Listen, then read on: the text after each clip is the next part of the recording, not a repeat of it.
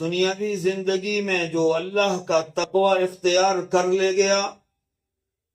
اللہ فرماتا ہے ہم اس کے لیے خود راستے ہموار کرتے ہیں اور ایسے مقامات اور ایسی جگہوں سے رزق عطا کرتے ہیں کہ جہاں کا وہ وہم و گمان یا تصور بھی نہیں کیا کرتا تھا۔ میرے بھائیوں اور بزرگوں،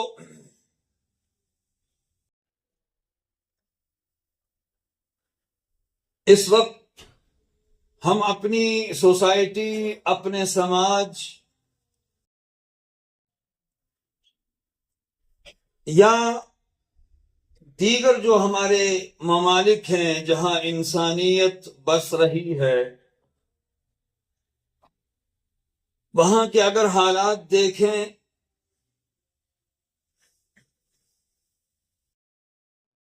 تو انتہائی ناگفتہ بہ صورتحال ہے۔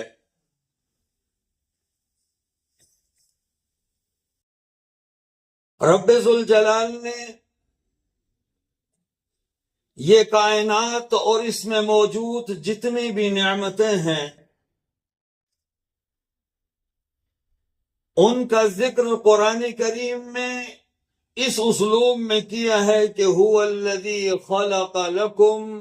ما فی الارض جمیعا، کہ وہ ذات کے جس نے تمہارے لیے یہ زمین اور اس کی تمام اشیاء کو پیدا کیا ہے۔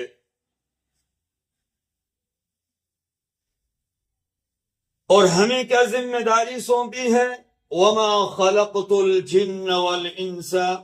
إِلَّا لِيَعْبُدُونَ،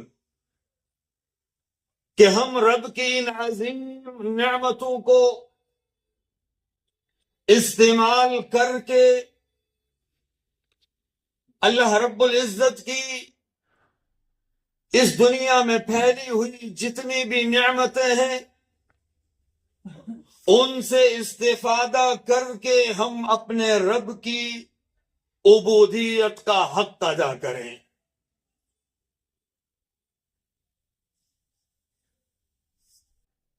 لیکن اس وقت اس زمین پر رب کی طرف سے جو اترنے والی نعمتیں ہیں ان میں مختلف پہلو سے ہم کمی دیکھ رہے ہیں۔ کہیں امن اور سکون نہیں ہے، اس کی جگہ قتل و غارت گری نے لی ہوئی ہے۔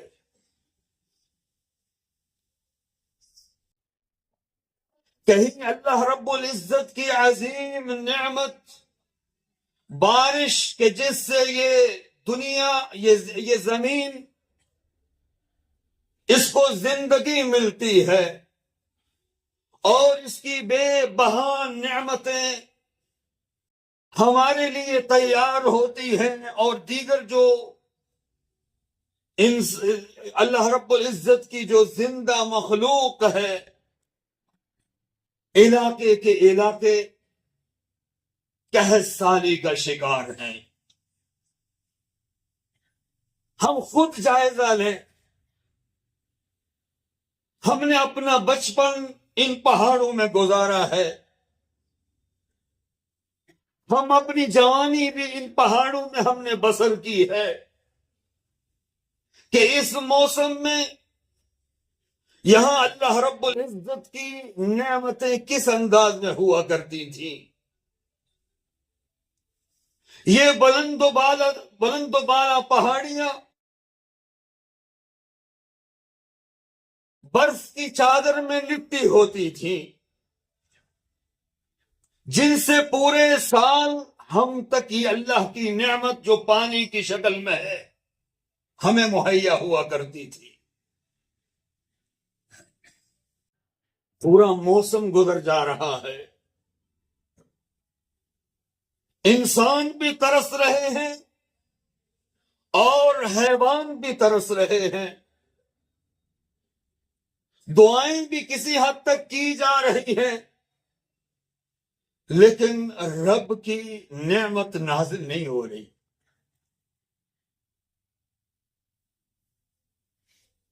اللہ رب العزت کی نعمتوں سے ہم محروم ہوئے جا رہے ہیں،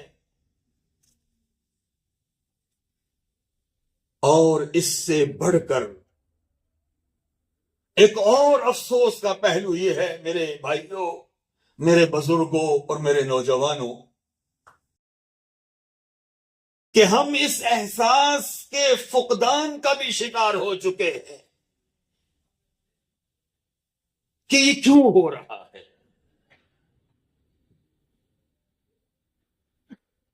کہ ہم نے اس چیز کو اپنے ذہنوں سے نکالا ہوا ہے، ہر پہلو کو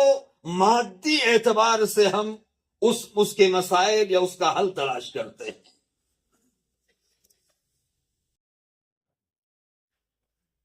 موسمی تبدیلیوں پر اس چیز کا انحصار کر کے ہم خاموش ہو جاتے ہیں، جبکہ اگر ہم قرآن کریم کا مطالعہ کریں، اگر ہم رسول اکرم صلی اللہ علیہ وسلم کی احادیث مبارکہ پر غور کریں، تو میرے بھائیوں اور بزرگوں، ہمیں بہت ہی فکر مند ہونے کی ضرورت ہے۔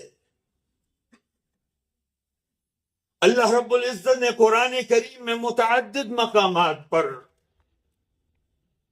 اور اس آیت کے ذکر کرنے سے پہلے میں اس آیت کی طرف اشارہ کروں جو میں نے تلاوت کی ہے، کہ اللہ تعالیٰ نے فرمایا ظہر الفساد فی البر والبحر بما کسبت ایدی الناس لیذیقہم بعد الذی عملوا لعلہم یرجعون۔ کہ زمین میں ظہر الفساد فی البر والبحر بما کسبت ایدی الناس، زمین جو خشکی اور تری پر مشتمل ہے، بر اور بحر پر مشتمل ہے، دونوں میں فساد ظاہر ہو چکا ہے، بما کسبت ایدی الناس، جو لوگوں کے اعمال ہیں ان کی وجہ سے۔ یہ رب کا قرآن کہہ رہا ہے کہ ظہر الفساد، اور فساد کے معنی میں وہ تمام جو نعمتیں جو چھن رہی ہیں ہم سے اس وقت، جو قتل و غارت گری ہے، جو قحط سالی ہے، جو غذائی کمیاں ہیں،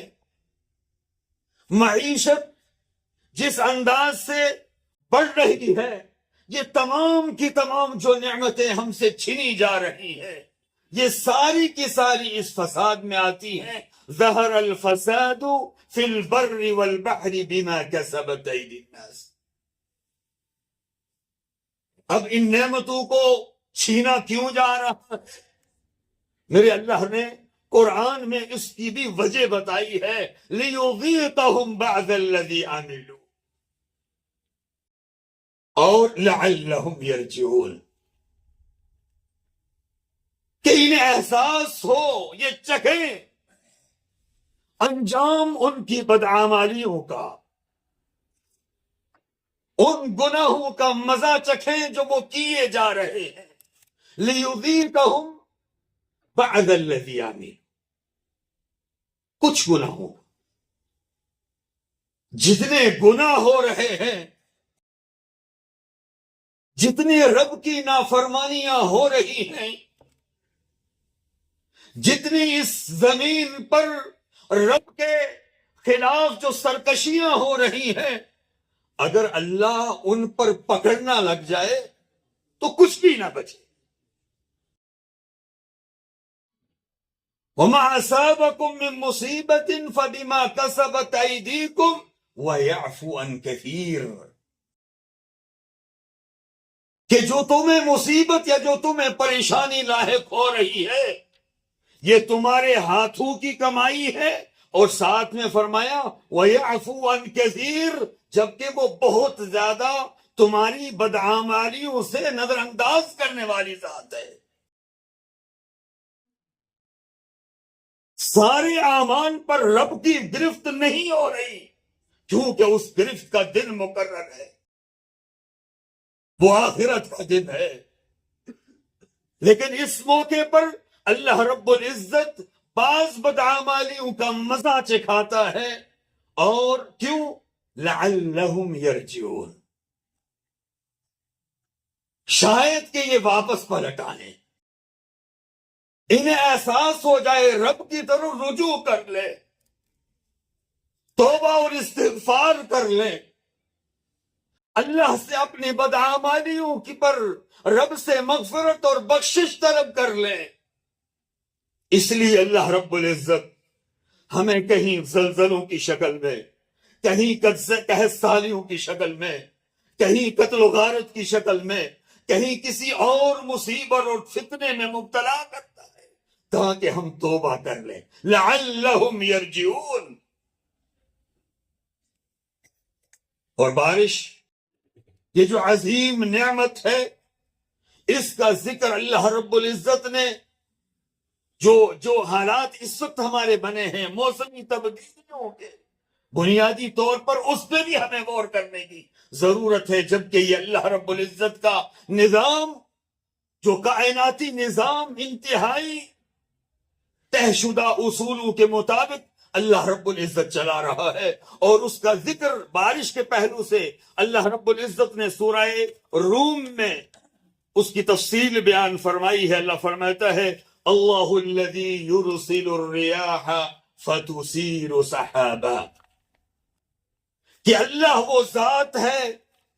جو ہواؤں کو چلاتی ہے اور جس سے بادل بنتے ہیں، بادلوں کو اکٹھا کرتی ہے، فَيَبْسُطُهُ فِي السَّمَاءِ كَيْفَ يَشَاءُ، اور پھر ان بادلوں کو اللہ رب العزت اس ہوا کے ذریعے جہاں چاہتا ہے پھیلا دیتا ہے، جہاں رب کا حکم ہوتا ہے وہاں تک بادلوں کا پھیلاؤ ہو جاتا ہے۔ اور اس کے بعد اللہ رب العزت ارشاد فرماتا ہے وَيَجْعَلُهُ كِسَفًا، اور پھر اس کو ٹکڑے ٹکڑے کر کے مختلف بستیوں پر الگ الگ انداز میں اس کا پھیلاؤ کرتا ہے، فَتَرَى الْوَدْقَ يَخْرُجُ مِنْ خِلَالِهِ، اور پھر آپ دیکھتے ہیں کہ اس سے بادل ہیں جو مجتمع ہیں، پہاڑوں کی شکل میں آسمان میں پھیلے ہوئے ہیں، لیکن وہاں سے قطروں کی شکل میں اللہ تعالیٰ اپنی رحمت کا نزول کرتا ہے۔ جو قطرے اترتے ہیں کہ اگر بادل ایک ساتھ گر جائے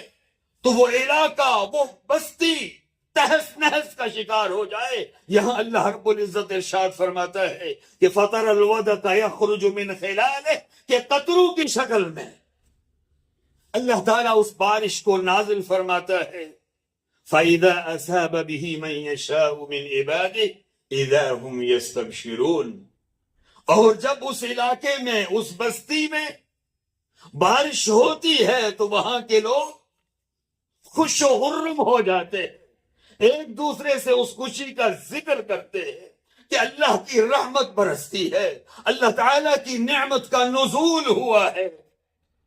جبکہ اس سے پہلے کیا حال تھا؟ وَإِن كَانُوا مِن قَبْلُ أَن يُنَزِّلَ عَلَيْهِم مِّن قَبْلِهِ لَمُبْلِسِينَ، جبکہ اس سے پہلے جب بارش نہیں ہوئی تھی تو وہ نا امیدی کا شکار ہو چکے تھے۔ اور اس کے بعد اللہ فرماتا ہے فَانظُرْ آثَارِ رحمت اللہ، کہ تم فَانظُرْ إِلَىٰ آثَارِ رحمت اللہ كَيْفَ يُحْيِي الْأَرْضَ بَعْدَ مَوْتِهَا، کہ آپ اللہ رب العزت کی اس رحمت کے آثار دیکھیں کہ کیسے اللہ رب العزت اس مردہ زمین کو حیات بخشتا ہے، زندگی بخشتا ہے۔ تو میرے بھائیوں اور بزرگوں، ان ذلک لمحیی الموتى وهو على كل شيء قدیر، اور یہی ذات ہے، اللہ رب العزت نے اس نعمت کا ذکر کر کے قیامت کی طرف بھی اشارہ کیا کہ یہی ذات ہے جو مردوں کو بھی اسی انداز سے زندگی بخشے گا، کیونکہ اللہ رب العزت ہر چیز پر قادر ہے۔ تو میرے بھائیوں اور بزرگوں، یہ بارش، یہ اللہ رب العزت کس انداز سے اس نعمت کو ہمارے لیے مہیا کرتا ہے، اس کا تفصیلی ذکر اللہ رب العزت نے قرآن کریم میں کیا ہے۔ اور چونکہ وقت کم ہے تو آخر ان نعمتوں کی کمی کس وجہ سے آتی ہے؟ کب اور کن کن نعمتوں کو ہم ٹھکراتے ہیں؟ اللہ کے کن کن احکامات کی ہم کن کن احکامات کو اپنانے سے دوری برتتے ہیں کہ پھر ان نعمتوں کا نزول کم ہوتا ہے؟ میرے بھائیوں اور بزرگوں، ان میں سے کچھ اہم چیزیں جو ہمارے معاشرے اور سوسائٹی میں ہیں اس کو میں بیان کرنا ضروری سمجھتا ہوں۔ ہمارا آپس میں بھائی چارگی، ہماری جس کا ذکر اللہ نے قرآن کریم میں انما المؤمنون اخوہ کے ذریعے کیا، اور دوسری حدیث میں اللہ کے رسول صلی اللہ علیہ وسلم نے فرمایا مثل المؤمنین فی توادہم وتراحمهم وتعاطفهم كمثل الجسد الواحد إذا اشتكى منه عضو تداعى له سائر الجسد بالسهر والحمى، کہ مومن آپس میں بھائی بھائی ہے، اور مومنوں کی آپسی محبت کی مثال ایک جسم واحد کی ہے، كجسد الواحد إذا اشتكى منه عضو، ایک جسم دھڑ جو ہمارا ہے کہ جب اس میں سے کسی بھی عضو کو تکلیف پہنچتی ہے، پاؤں کی کسی انگلی کو اگر درد ہو گیا، سر کے کسی ایک حصے میں اگر کوئی درد ہوا، سینے میں اگر کہیں درد نکلا، تو اللہ کے رسول صلی اللہ علیہ وسلم نے فرمایا مثل المؤمنین فی توادہم وتراحمہم، آپسی محبت، آپسی ایک دوسرے پر رحمت اور بھائی چارگی میں ان کی مثال ایک جسد کی ہے کہ جب ایک حصے کو تکلیف پہنچتی ہے تو پورا بدن اس کی وجہ سے بے قرار رہتا ہے، پورا جسم اس تکلیف کو محسوس کرتا ہے۔ اسی طریقے سے مومن آپس میں بھائی بھائی ہے، ایک دوسرے کے درد کو وہ سمجھتے ہیں، ایک دوسرے کے لیے وہ قربانی کا آخری قطرہ دینے کے لیے وہ تیار رہتے ہیں۔ اور جہاں سے اس محبت میں، اس الفت میں، اس بھائی چارگی میں کمی ہو رہی ہے، ہو سکتی ہے، اس کا ذکر بھی اللہ تعالیٰ نے قرآن کریم میں سورہ حجرات کے اندر اور اللہ کے رسول صلی اللہ علیہ وسلم نے اپنی احادیث میں متعدد مقامات پر کیا ہے۔ اجتنبوا كثيرا من الظن ان بعض الظن اثم ولا تجسسوا ولا يغتب بعضكم بعضا، اے مومنو بدگمانیوں سے بچو، ایک دوسروں کے بارے میں غلط سوچ پیدا کرنے سے بچو، اور اجتنبوا كثيرا من الظن ان بعض الظن اثم ولا تجسسوا، ایک دوسرے کے توہ میں نہ پڑو، وہ کیا کر رہا ہے،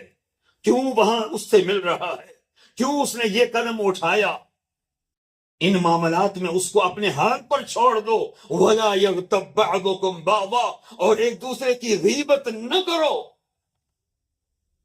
اور دوسری حدیث میں اللہ کے رسول صلی اللہ علیہ وسلم نے فرمایا تھا کہ وَلَا تَجَسَّسُوا وَلَا تَغْتَابُوا وَلَا تَحَاسَدُوا وَكُونُوا عِبَادَ اللَّهِ إِخْوَانًا، او كما قال علیہ الصلاة والسلام، کہ تم حسد نہ کرو ایک دوسرے سے، ایک دوسرے کی ٹوہ میں نہ پڑو، ایک دوسرے کی غیبت نہ کرو، وَكُونُوا عِبَادَ اللَّهِ إِخْوَانًا، تم اللہ کے بندے بھائی بھائی بن کر جیو۔ اور جب اس نعمت کا فقدان سوسائٹی میں آتا ہے، جب حسد عام ہو، ایک دوسرے سے جو جھگڑے کے ماحول اگر سوسائٹی میں عام ہو، تو میرے بھائیوں اور بزرگوں، اللہ کے رسول صلی اللہ علیہ وسلم فرماتے ہیں خرجت من البیت لیخبرکم بلیلۃ القدر فتلاحى فلان بفلان فرفعت، کہ میں گھر سے نکلا تھا کہ میں تمہیں لیلۃ القدر کس رات ہے رمضان کی میں تمہیں بتلاؤں۔ اللہ رب العزت کی طرف سے وحی ہوئی، رسول اکرم صلی اللہ علیہ وسلم کو لیلۃ القدر کی تعین کی گئی کہ فلاں رات لیلۃ القدر ہے، جس کی فضیلت آپ اور ہم سب جانتے ہیں۔ فرماتے ہیں کہ میں نے دیکھا کہ فلاں بندہ فلاں سے جھگڑ رہا تھا، آپس میں وہ اختلاف کیے ہوئے تھے، فرفعت، وہ تعین اٹھا لی گئی۔ اللہ کے رسول صلی اللہ علیہ وسلم کو بھلا دیا گیا کہ کس رات، وہ کون سی رات تھی جس کو اللہ تعالیٰ نے مومن اور امت محمدیہ کے لیے لیلۃ القدر قرار دیا تھا۔ آپ اندازہ لگائیں کتنی بڑی نعمت سے ہم محروم ہو گئے، اور اس کے بعد اللہ کے رسول صلی اللہ علیہ وسلم نے دوسری حدیث میں طلاق راتوں کا اور آخری عشرے کا ذکر کیا، رمضان المبارک کی۔ تو میرے بھائیوں اور بزرگوں، جب یہ وبا اسلامی سوسائٹی میں عام ہوتی ہے، جب اسلامی سوسائٹی کے پڑھے لکھے لوگوں کے درمیان بھی، سنجیدہ طبقے کے درمیان بھی یہ بیماری عام ہوتی ہے، تو اس کے اثرات پوری سوسائٹی کو، پورے معاشرے کو جھیلنے پڑتے۔ اور ایک دوسری حدیث میں جو دوسرا نقطہ ہے، اللہ کے رسول صلی اللہ علیہ وسلم، حضرت عبداللہ بن عمر رضی اللہ تعالی عنہ کی روایت ہے کہ اللہ کے رسول صلی اللہ علیہ وسلم نے 5 پیشن گوئیاں کی تھی۔ سنن ابن ماجہ اور بیہقی کی روایت ہے۔ وقت چونکہ کم ہے، میں صرف ان نکات کی طرف آتا ہوں جو ہمارے اس موضوع سے ریلیٹڈ ہیں، کہ اللہ کے رسول صلی اللہ علیہ وسلم نے فرمایا کہ جب امت کے اندر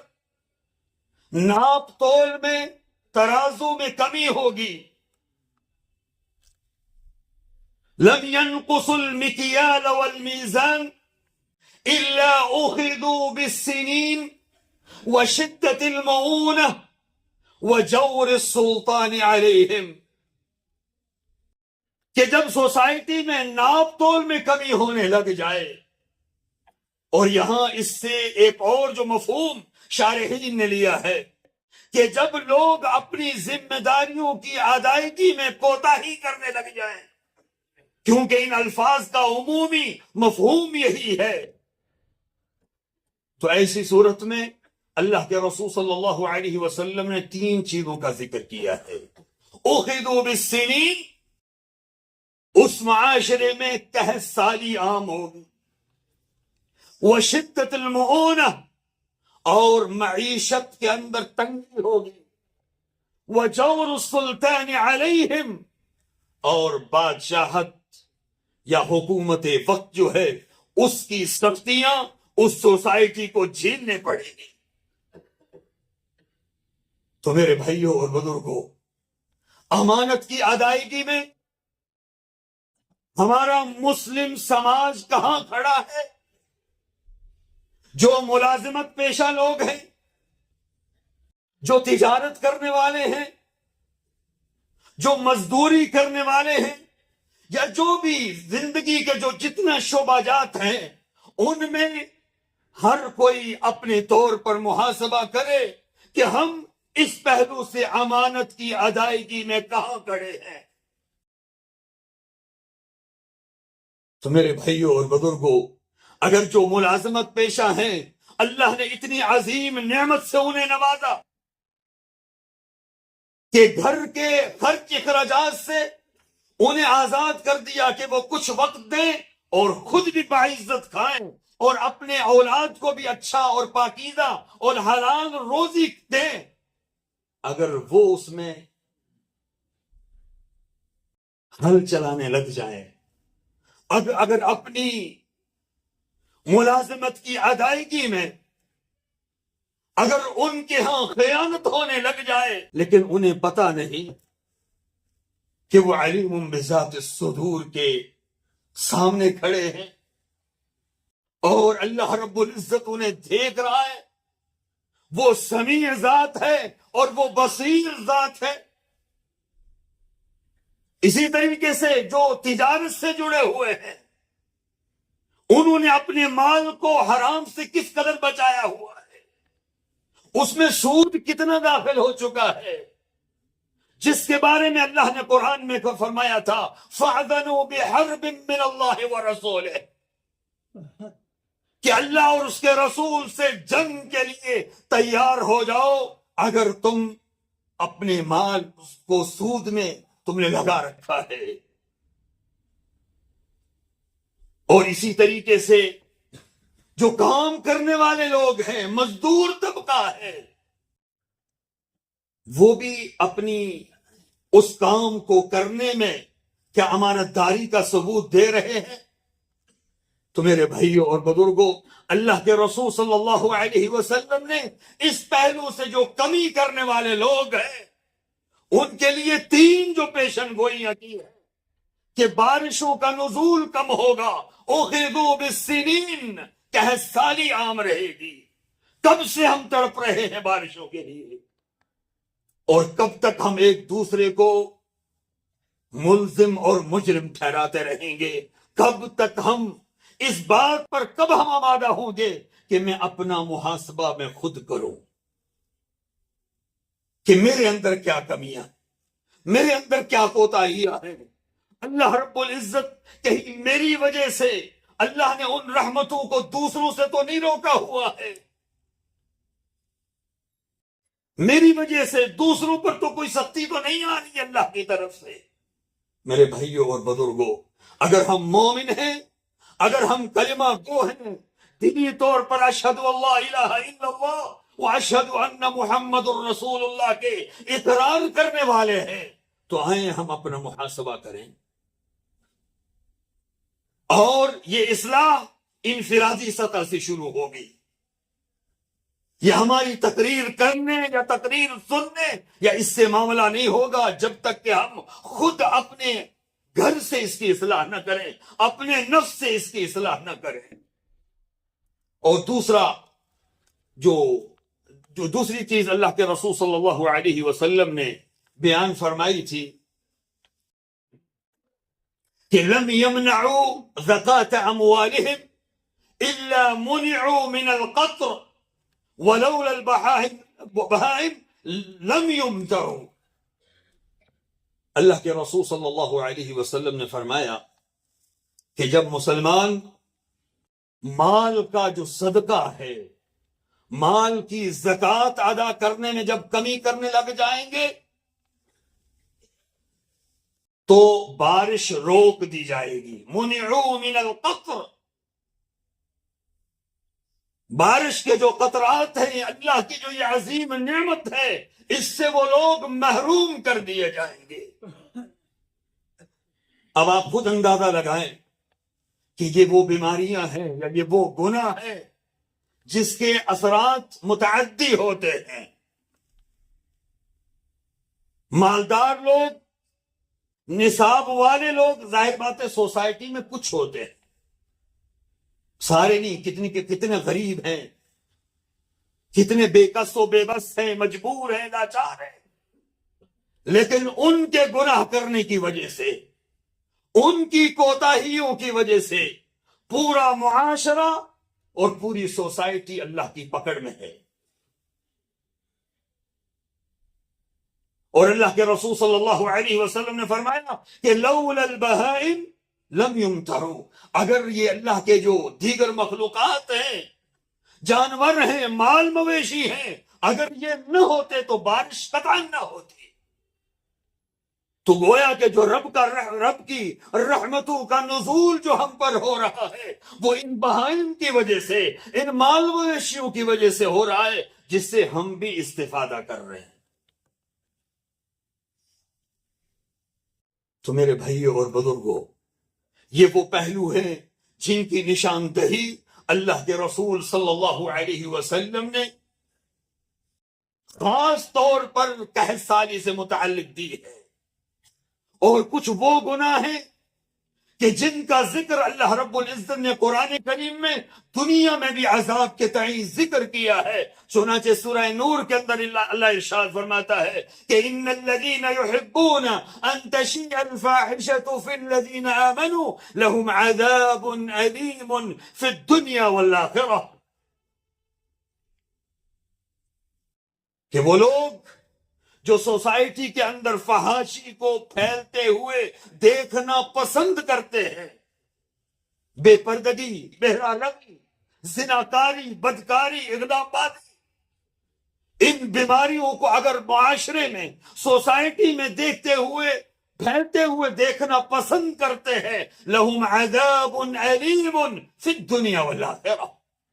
ان کے لیے دنیا میں بھی عذاب علیم، دردناک عذاب ہے، اور آخرت میں بھی ان کے لیے دردناک عذاب ہے. میرے بھائیوں، ہم اس پہلو سے آج کہاں کھڑے ہیں؟ ہمارے گاؤں، ہمارے جو دور دراز کے محلے جو ہیں، وہاں کس قدر اس وقت فحاشی پھیل چکی ہے، کس قدر بہرا روی ہے. شادی شدہ بچیاں، بچوں والی، اولاد والی لڑکیاں بھاگ جاتی ہیں گھر چھوڑ کر، اوباشوں کے ساتھ، گنڈوں کے ساتھ. میرے بھائیوں، یہاں ہم سب کی ذمہ داری ہے، اور وہ ذمہ داری ہے اگر ہم اس میں بھی کوتاہی کریں گے تو رب ذوالجلال نے اس پہلو سے بھی بنو اسرائیل کو اپنے عذاب میں مبتلا کیا تھا، اور وہ ہے امر بالمعروف اور نہی عن المنکر، بھلائی کا حکم دینا اور برائی سے روکنا. اور یہی اس امت کا امتیاز ہے. کنتم خیر امت اخرجت للناس تأمرون بالمعروف وتنہون عن المنکر، کہ تم خیر امت اس وجہ سے ہو کہ تم لوگوں کو بھلائی کا حکم دیتے ہو اور برائی سے روکتے ہو. آج یقین جانیں، ہم اپنے محلے میں حالات اس قدر ناگفتہ بے ہو چکے ہیں کہ سامنے، ہماری آنکھوں کے سامنے ایک غلط ہو رہا ہے، کبیرہ گناہوں کا ارتکاب ہو رہا ہے، اور ہم کہتے ہیں ان سے کیا لینا، ہم اپنے کام دیکھتے ہیں. میرے بھائیوں اور بزرگوں، اللہ کے رسول صلی اللہ علیہ وسلم نے فرمایا، من رأى منکم منکرا فلیغیرہ بیدہ فإن لم يستطع فبلسانه وإن لم يستطع فبقلبه وذلك أضعف الإيمان. کہ جب تم میں سے کوئی منکر دیکھے تو اگر ہاتھ سے روکنے کی طاقت ہے تو وہ ہاتھ سے روکے. میں اپنے گھر کا ذمہ دار ہوں، میری بیوی، میرے بچے، میری بیٹیاں، اس تعلق سے میں اللہ کے ہاں ذمہ دار ہوں، مسئول ہوں. وہ کہاں جا رہے ہیں، کہاں ہم نے ان کو تعلیم کے لیے بھیجا ہوا ہے، ان کی زندگی وہاں کیسے گزر رہی ہے، اور آج کل کا جو مزاج ہے اس مزاج سے ہم ان کی تربیت کرنے پر سنجیدہ ہیں یا نہیں ہیں، یا اگر اللہ نے ہمیں مال دیا ہے تو ہم صرف ان کو خوش کرنے پہ لگے ہوئے ہیں اور وہ برباد ہوئے جاتے ہیں. میرے بھائیوں اور بزرگوں، اسی طریقے سے وہ کہ گھر کے ذمہ دار ہونے کی حیثیت سے ہاتھ سے روکنا ہے، ہمیں ہاتھ سے اپنے گھر کو درست کرنا ہے، لیکن اسلوب ہمارا وہی ہو جو رسول اکرم صلی اللہ علیہ وسلم کا تھا.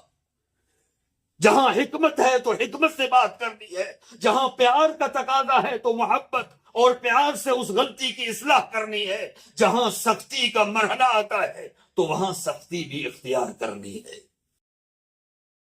لیکن تمام غلطیوں کو ایک ڈنڈے سے نہیں آنکنا ہے. اور اسی طریقے سے جہاں ہمارے ہاتھ میں نہیں ہے، ہم اپنی زبان سے اس کی اصلاح کر سکتے ہیں تو اپنی زبان سے اس کی اصلاح کریں. اور اس پہلو سے ہمارے محلے میں سنجیدہ ساتھیوں، سنجیدہ بھائیوں کا ایک گروپ ہونا چاہیے جو اس پہلو سے، جہاں جو غلطیاں ہو رہی ہیں، اس وقت نوجوان کتنے ہمارے ڈرگز میں اور نشہ والی چیزوں میں مبتلا ہیں، کون آئے گا میرے بھائی اور ہماری اصلاح کرے گا اگر ہم خود سنجیدہ نہیں ہیں اس پہلو سے؟ تو اس پہلو سے ہمارا اپنا جو محلہ ہے، پھر اس سے بڑھ کر جو ہمارا گاؤں ہے، اس پہلو سے ہمیں ایک سنجیدہ ہماری ایک ٹیم ہونی ہے، ٹیم ہمیں بنانی چاہیے تاکہ ہم ان غلطیوں کو اپنے معاشرے سے، ان گناہوں کو معاشرے کو ہم پاک کر سکیں، اور پھر اللہ رب العزت کی رحمتوں کی بھی ساتھ امید کریں۔ تو میرے بھائیوں اور بزرگوں، یہ پہلو اور یہ جو نعمتوں کا جب فقدان ہوتا ہے تو اس کی اصلاح لعلہم یرجعون میں ہے کہ تاکہ تم رجوع کرو اللہ کی طرف۔ تو اللہ رب العزت مجھے، آپ کو، ہم سب کو اپنے رب کی طرف ہمیں رجوع کرنے کی توفیق عطا فرمائے۔